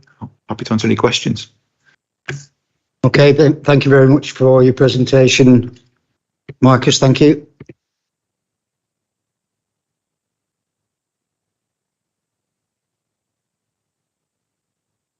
Councillor Yates. Thank you, Mr. Chairman. Councillor Foster's report was very good and mostly accurate. What I could get the gist out of it. There was little thing. Right, we okay, Chair. There was one small part which he touched on, which shouldn't have been touched on, because as we all know as planners, that we have to look at every application on its own merit and not take into account somebody else's application. This committee did pass one in Higher Waltham that is flooding. He's correct with that, but the water was coming off the hillside, and we was, as a committee, was told that the holding tanks that was going to be put in place by the applicant would be sufficient and would do the job. And we had experts tell us that as a committee, and that's why we passed it. It wasn't for any other reason. So if you can just take that part out of your thoughts, I'd appreciate it, because it's nothing to do with this application. But looking on the application, where Councillor Foster was speaking on, about the flooding of it, and then you look at the United Utilities report, and they're talking about putting a culvert in. Well, I think everyone knows that if you're going to put a culvert in, you only put it in for one reason, and that's to collect all the water, but you've got to increase the size of the pipe at the other side to take it once you've collected it with a culvert. So using the same pipe, Councillor Foster is actually bang on, because it wouldn't take the water away from the site fast enough. So there is a problem there, and I can see we're saying if we move for agreement, drainage proposal with United Utilities, I think that should have been already in this now, and we should have had a full detailed report on the drainage going away from that site. I disagree with Councillor Foster that we should refuse this application. I think we'd be doing the applicant, we wouldn't be doing justice to the applicant or to the residents if we did that, because we want really to find out and move forward and see what can be done, if anything, to the drainage that we all know that floods them properties. So I would move that until we defer this application until we get a detailed report back from United Utilities. I'm not bothered about LCC, because I don't agree with what they've said about the flood zone. I think they're completely wrong. There is a flood zone there. But I think we need to get a full report from United Utilities, how they're going to cope with all the extra water drainage coming from these houses before we move forward. And to save going for a new application, Chair, I would suggest that we defer it until we get all this information in. Okay, thanks very much for that, Councillor Yates. Councillor Moon. Thanks, Chair. Right, in principle, I'll wait for that horrible noise to go in. In principle, I don't have an issue with the development on this site. And to be fair, I haven't really heard anybody tonight say that they've got an issue in principle with development on the site. I think, as Councillor Yates has said, and residents and councillors have eloquently said, we've got an issue with water. I also want to talk about Mr. Williamson, Mr. Williamson, is it? Yeah. I want to just look at the point that Mr. Williamson raised, because I respect, Debbie, what you said about spatial distances, but we've been here, done that, bought that T-shirt. We can have a spatial distance that still is negatively impacts the resident, and actually things can be done on site sometimes to just take away those pinch points. I don't know if that's the case here, but I do want to look at that. So the flooding issue for me, I'm with Councillor Yates, and I'm happy to, if you're proposing a deferment, I'd be happy to second a deferment so that that can properly be sorted out. I think to me it's very clear that whilst we can have all these statutory consultees that tell us all this information, fine and lovely. Again, we've been here, done this and bought this T-shirt in South Ribble, and I can see people shaking their heads, and you're entitled to do that, but they don't always get it right. And Councillor Yates, you said we have to discount the Higher Walton. Yes, for the purposes of this application, but no for the purposes of that it goes direct to the heart of the fact that yet again we have a statutory consultee saying to us there'll be absolutely no problems, yet we know in other areas they've said the same to us, and look at the problems that have been created. And if we're not here to stand up for the residents of South Ribble, what are we here to do? So as far as I'm concerned, this cannot go forward tonight. It should not go forward tonight. And I would expect when this returns here, we've got some serious information about water, not a report's going to follow or someone's going to sort it when it's been deferred to somebody and delegated. Absolutely not. Absolutely not. If the applicants are committed to this site, then they will come at this, hopefully, with a more open mind, listen to what residents are saying who have physically been there bailing their houses out, and will want to find a solution that works, and then this can go forward, because they haven't said no to your application. What they've said is, please don't do this at the expense of our homes flooding. So it can't go forward tonight. And Debbie, please, can we just look, can you help me understand, forgive me if it's already in this report, but can we just look at the properties that are behind where Mr. Williamson's going to be? And then if there's, while it's being deferred, if anything can be done or needs to be done, at least his situation can be looked at. Thank you. Okay, thanks, Councillor Moon. I think Debbie already answered Mr. Williams' question. That the footprint and the spatialities were acceptable. Through you, Chair, yes, you did, and I referenced that in what I've just said. The spatial distances may be fine and legal. That doesn't mean that it doesn't cause a detriment. We've been here before where garages have been spatially legal, but if they turn them through a certain angle, it takes away, it removes a sightline, it removes a blockage. We have explored these things previously, where we're not saying it couldn't go ahead as is. What I'm saying is, if there is the opportunity to relook at that particular bit of the site, could we, whilst it's being deferred, out of respect to Mr. Williamson? We've done it on many and lots of developers have been very good actually at caring about residents that are already in the locality and making changes for them. Thank you, Councillor Moon. Councillor Mrs. Green. Yeah, my concern actually is of a totally different subject altogether. My concern is the access into the site and the traffic, etc. I know that area very well, and I know that going from, if you're going down Leyland Road towards the centre of Tardigate, and you turn right onto Moss Lane where the church is, and then immediately left into Avondale, I know, or coming up Avondale to come out, whichever, that corner there is horrendous to come in and out of at the moment. And if you carry on along Moss Lane, there is the turning into where the railway station parking is. So you've got that traffic going into there as well.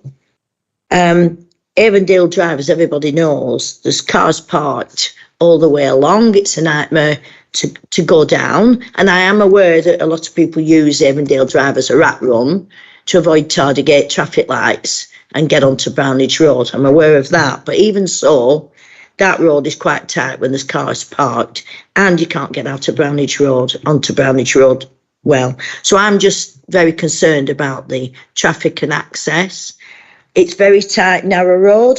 where you have to turn in or turn out of. There's that little industry there on the corner where I've been down there, and if there's a lorry parked near where that industry, that metal place, you have a job to get through with a lorry there. I'm very concerned about the traffic and the access. And obviously with another 50 houses, you're going to have more traffic and more problems that way.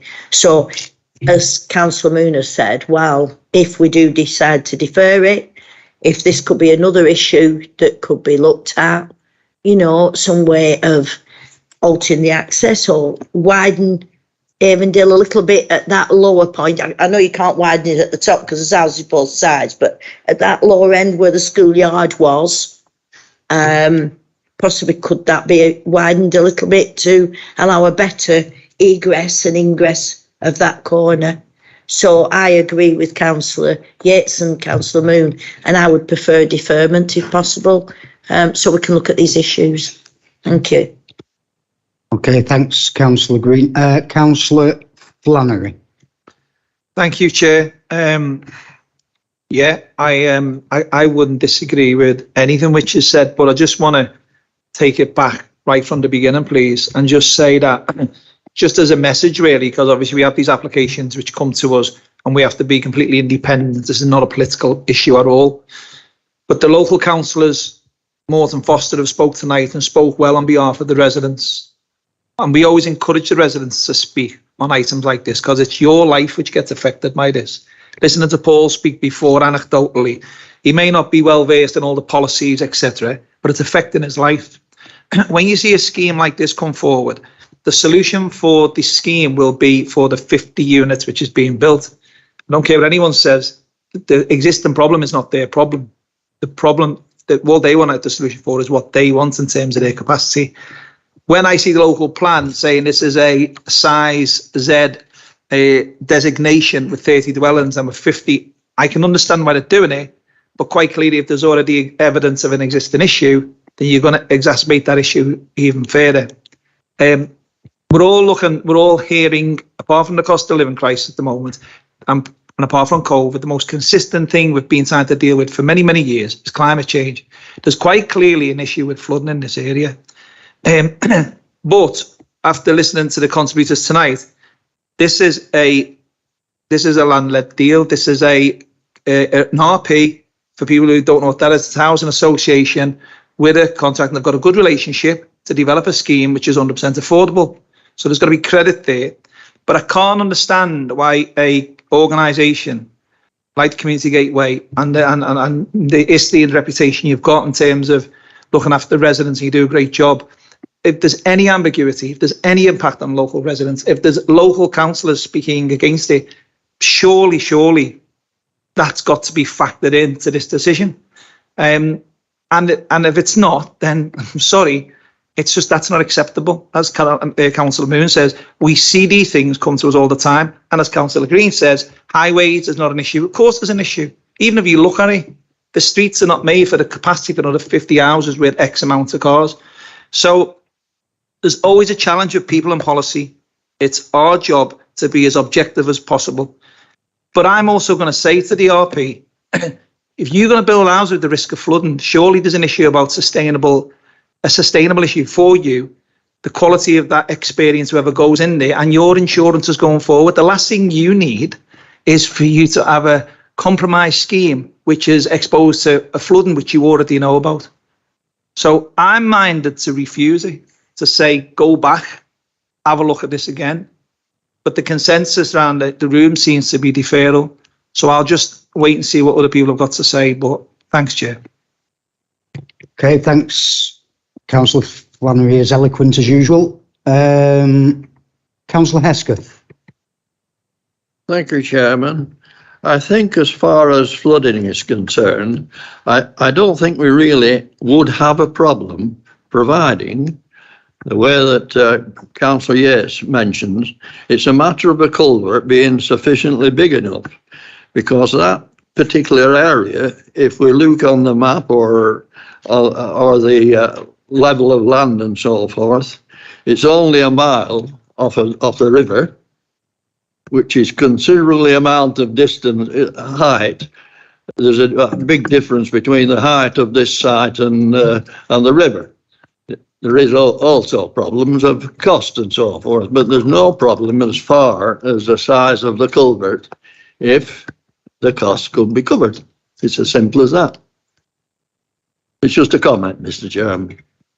Yeah, comment well received, Councillor Hesketh, because it's just like the Anchor Bridge on Croston Road, which is the same latitude and longitude. It's not impossible. Every time it rains, it floods. Yeah.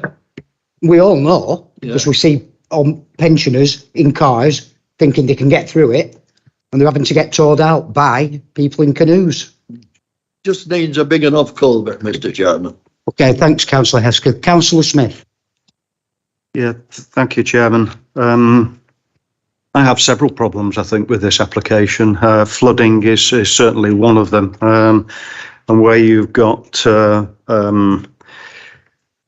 basically a combined foul and surface water sewer, it's always a problem. And if that is in danger of flooding, I mean, it really is a problem for the residents that actually live there at the moment, because whilst it's been said, well, we can't make it worse, but you know, we really should be able to make it better. So when you've got a combined sewer like that, it really is a significant problem. With regard to the number of houses on there, that's 30, that's in the development plan, basically, people have an idea of what that is going to bring. And I think yet, of all the years of being here in this council, I've yet to see something come in under the number rather than over the number, and this is significant. At the time when the members were sort of looking at the local plan, and a number of 30 was put forward. Yes, that's not cast in stone. We know that, but we have a thought process then, and we look at the size of the piece of land, we look at what's available, as in what is not going to be there, as in the school, but we also look at the green space around it. And I have a problem with off-site green space. We're continually looking at off-site. This is an area of a lot of houses in there and would benefit substantially for some green space, i.e., 20 houses less to make 30 houses and have a nice playing field there. So, I mean, that's been pointed out, and I think it just doesn't do anything for me, the application overall. It's over-intensive application. There's no green space on site. There's a problem with the flooding area. And to be quite honest, it doesn't do it for me. I mean, I could quite happily go for a refusal on all of those grounds, to be quite honest, because I don't think the application is good enough. Yes, and we all realise that we want some affordable housing. We need some housing for rent. We know that, but not at the cost of everything else. Not at the cost of everything else. It is important, but to be quite honest, it's not that important where it affects other people that live round there. And I would rather go to support the people that live round there and have a proper application coming through with some green space. The local flooding LFA, the Flooding Authority, I mean, they just opted out of it, to be quite honest. For those that attended recently a learning hour on the local Flooding Authority, which some of us did, which was quite interesting, but I mean, they were there and they said, well, we can't do anything about it. We can sort of say, well, condition it to make it better, but they're not in the have the authority to say we can't. We would recommend you don't accept that until the flooding. That's up to us to do that, and I think that really is up to us to do that. So until we see coming forward to this committee something that will rectify the flooding problem in that area, I would be quite happy to vote against it.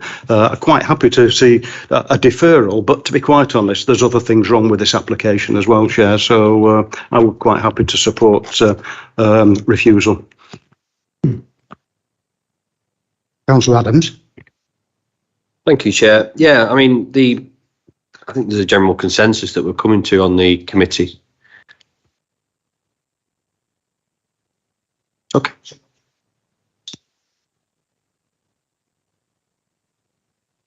Thank you.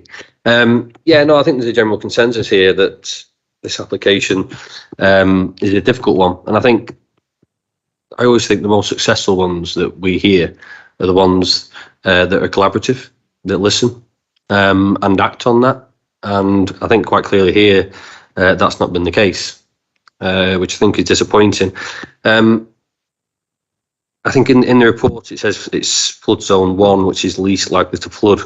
Although obviously, as we've heard tonight, that doesn't seem to be the case. And I'd love to see if those residents can actually get insurance for flooding, because often it can't do when they have many episodes of it. So, but as I say, I do agree with Councillor Yates, and I quite often agree with Councillor Hesketh on things, and I agree with them both. I also agree with Councillor Smith, actually, that there's quite a few issues here that don't really meet the requirements for me to vote for approval. And I was minded to go with deferment, but I think with the conversations we've had, I think I am more now heavily towards refusal, because I think there does need to be quite considerable changes to this application.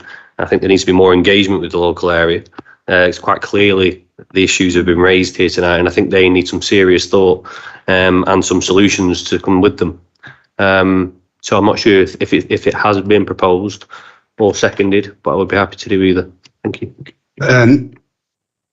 Just 1 second, Stephen, please. Councillor Smith proposed refusal, so I'm presuming you're just seconding it. Is that correct? Right. Just bear with us a second. Sarah Jones, you were waving. What was it? You have had 4 minutes, but what was it you wanted to say?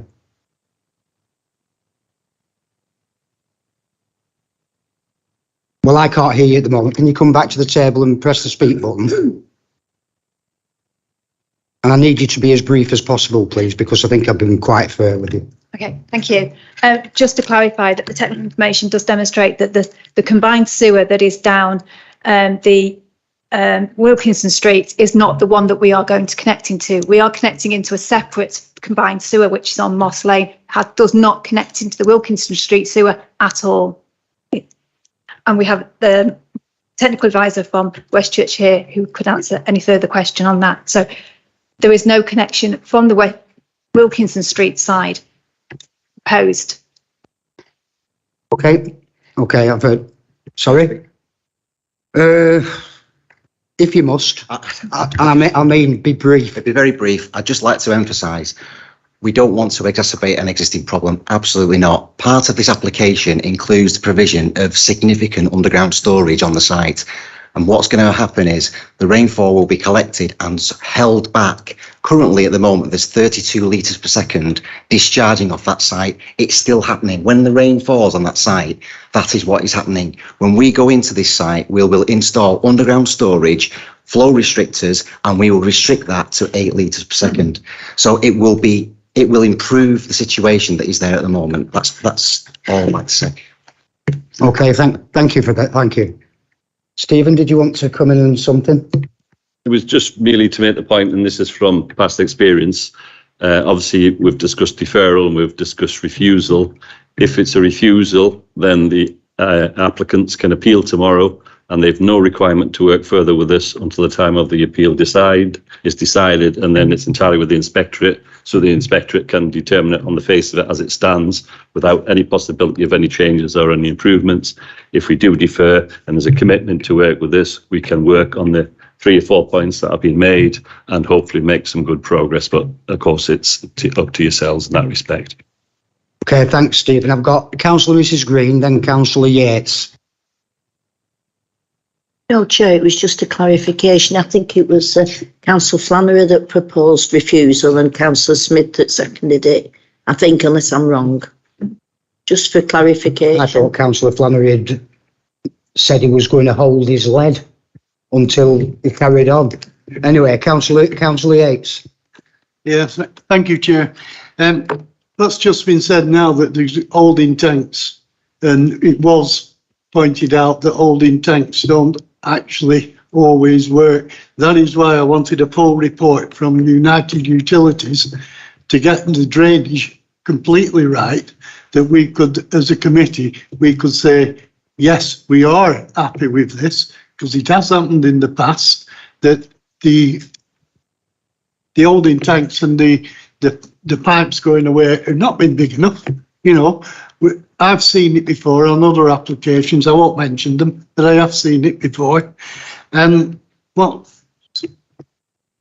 Stephen's just come out with now is quite correct, and that's why I was going through deferment, is that if we do refuse it, and I'm not saying don't refuse it, but if we do, and the inspector turns it over, then we haven't got any legs to stand on. We haven't got anything to fight with. That's why I was going for deferment, because at least then we can make sure that things are put into place and then sort it out at the appropriate time. So I'll leave it there, Chair. Okay, thanks, Councillor Yates. Councillor Flannery, did you want to come back? You didn't propose review. Thanks. You know, what you said before was right, because Taz was behind you nodding saying it was right, so I'll take that from Taz. Can I just seek a point of clarification? Because what we don't want to do is expose our residents to a situation where we refuse, it goes to appeal, we lose appeal, and there's no discussion. We don't want that, because we don't want to expose them to basically imposing something on them. But Steve's just made the point about a deferral and working with. But I just want to come back to something which Councillor Smith said before, which is a really, really good point. I think it looks like this site has been maxed out. The local plan suggested 30. If it gets deferred, Stephen, you know, working with the applicant, is that part of those discussions, or is it, or not, basically? Well, anything can be part of the discussions. It'll be whether it's still viable, and picking up on the point in terms of the relationship to the flats, it may be that as a consequence of that the numbers come down. But at least we'll come back to you from an informed position saying they've looked to reduce the numbers and have, or they haven't for this reason. But we can cover all the points that have been discussed tonight and give a full report in respect to them all. I think that's the key point. Yeah. Can I come back? Yes, Councillor Flannery. Quickly, and then I want to bring Councillor Moon in. Okay, thank you. Sorry, Councillor Moon. Yeah, okay, well, thanks for that, clarifying that. It's just that because it is Community Gateway, it's an RP, it's an affordable scheme, it's got social value in it, then I'll have a bit more confidence in that, rather than it being the private sale scheme. So if they can do that, and they can work with and listen and take on board what the councillors and what the residents have said and work together, then that would be a bit more acceptable. So thanks. Councillor Moon. Thank you, Chair. Well, Councillor Yates, you said you weren't going to ask them to not refuse, but I am actually, because again, I feel like a broken record, but we've been here before, and if we lose control of an application and we see it on sites, we've lost it. We're doing our residents a disservice if we do that, because we've got a pack here that says it's policy compliant here, there and there, 32 litres a second going down to 3, blah, blah, blah. I want us to go for the collaborative approach. Councillor Adams, you said it, the best applications we get here, and they work well, and then they're received well on the ground, and you don't have any issues when you're developing and building out your sites, is when they're collaborative. And we can decide that as a committee. If we say we want to defer this evening, and we want to defer for A, B and C, then it can go back, we can have further discussions, have those discussions with residents, discuss the water situation on site, the surrounding area, do all of that, bring it back here, and it will either be something that we feel we can move forward. I'm talking everything. I'm talking densities, I'm talking highways, I'm talking water, I'm talking Mr. Williamson, everything they've heard tonight, they're sitting here. We can ask for that, bring it back here. Hopefully it's something we can support and get on board. It is affordable housing, it is social landlord, it is something we want to progress, and nobody has said in principle they're against development. So you're 80% there. Let's hope we get something that we can support. If it comes back and we can't, we've still got the opportunity to refuse. I would genuinely, I've never done this before, but I would genuinely urge my planning colleagues who have moved and seconded refusal to take it off the table and move forward for deferral. Pretty please. Okay, thanks. Thanks, Councillor Moon. So you want refusal taken off the table, did you say? Councillor Mrs Green. No, just to say, if deferral is a decision, if we could also include the fact of the ingress, egress, the access and all that sort of thing, because I feel that's really, really important. Okay. I think if it went to deferral, all these factors would be taken into account anyway.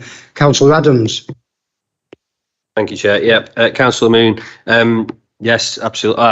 I'm quite happy to remove my approval for refusal on. Remove, yeah. But yeah, I would lean more towards deferment as long as the issues that have been raised tonight are discussed with the developer, the community, and the council to hopefully come back with an application which I'm sure the residents will support because of that. So I'm quite happy to support deferral rather than a refusal. Thank you. Okay, thanks, Councillor Adams. Right, so we had Councillor Smith proposing refusal. Have you changed your mind? I would like to speak first, Chair. I've been trying to come in. I didn't actually propose refusal. I said I could go either way, and I would support either refusal or deferment, depending on what was said at the meeting. So I'm quite happy to go with deferral on the basis that we are looking at the over-intensification of the development itself, maybe some green open space on that development, and for something to come back to this committee where we are more confident that the flooding arrangement and the drainage arrangements on site will work, because I think that's really, really important. We've just heard about attenuation tanks. I'm not quite sure whether that's in this report or not, but it's probably in a flooding report somewhere that we haven't had the benefit of seeing. So I think on that basis, Chair, I could certainly go for deferral, but with other issues that I've outlined at this committee are taken into account, and I'm sure that the people with that are the developers here and are keen to get on with it, and I think we're keen for them to move on with it as well.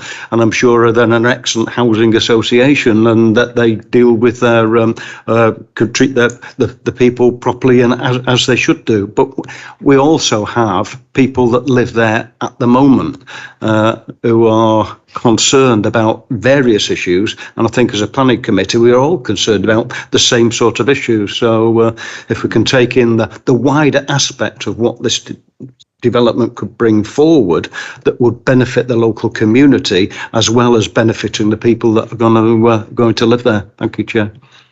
Okay, thanks, Councillor Smith. Yeah, I agree with you. We're here to support our residents when we can. So, right.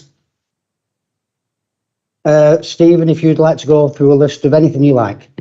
Yeah, well, just to summarise basically on the key points that I've taken down in terms of a potential deferral. So we've got the whole flooding issue, generally drainage details for that to be fully explored, traffic generation, localised highway improvements and associated air quality, density generally on the site, relationship with surrounding properties and therefore numbers, and the need for some extra green open space on the site. And I think that covers the debate.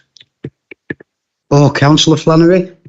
Did you mention the density of the site? Yeah, okay, thank you.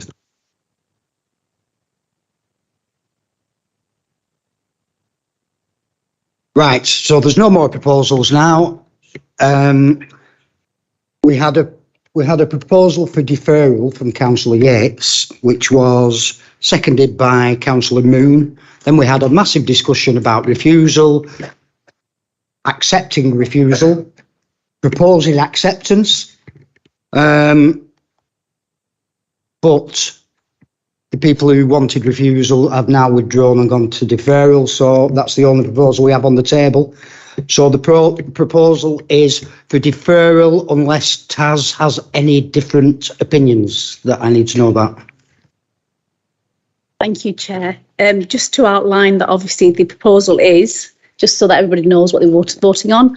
So it's deferral for to allow for a detailed report from the United Utilities. That's on the issues of flooding and drainage, and the other issues that were all outlined by the head of development, Stephen Brown, in respect of traffic generation, highways improvements, the density issues. So that's what you're voting on. Yeah, I'd also like to say we'd like the LFFA to come and speak to us and see what they've got to say, because they don't have a problem, but there's obviously a flooding issue, and it's historical. And it happens every time it pours it down, which it does quite often, especially with climate change. It's going to get worse. Right, so we're going to go to the vote electronically for deferment.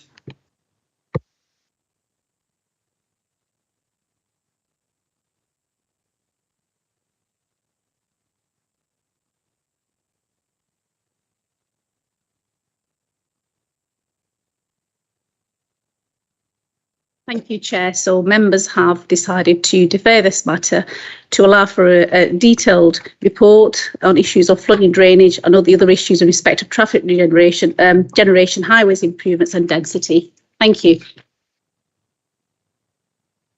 Okay, thanks very much for that, Taz. Right, thank you, ladies and gentlemen, for attending this evening.